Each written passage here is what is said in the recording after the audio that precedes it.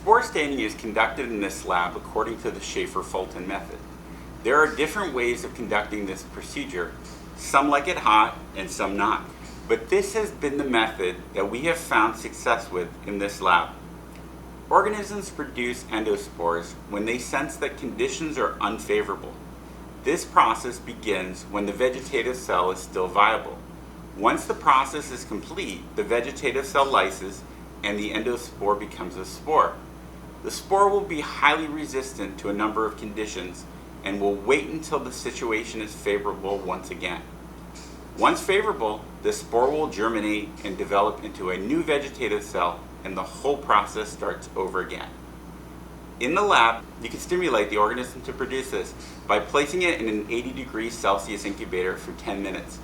You begin the technique like all with a bacterial smear that you heat fix to the slide, and then you add malachite green to the specimen using the steaming process discussed in the Ziehl-Neelsen procedure. To conduct the steaming technique, simply place the stain on your specimen.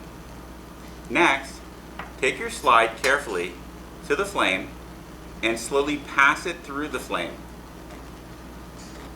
Continue to do this until you begin to see steam coming off the slide.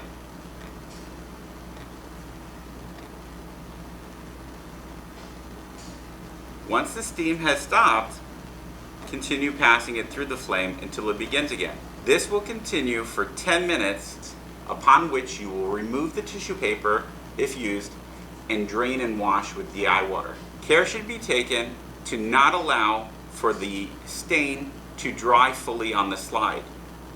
Additional stain should be added when this is the case. In this procedure, you will steam for 10 minutes as the endospores or spores are much harder to stain. You will then drain, wash with DI water, next counterstain with safranin for 30 seconds, after which you will wash with DI water and blot dry with bibulous paper.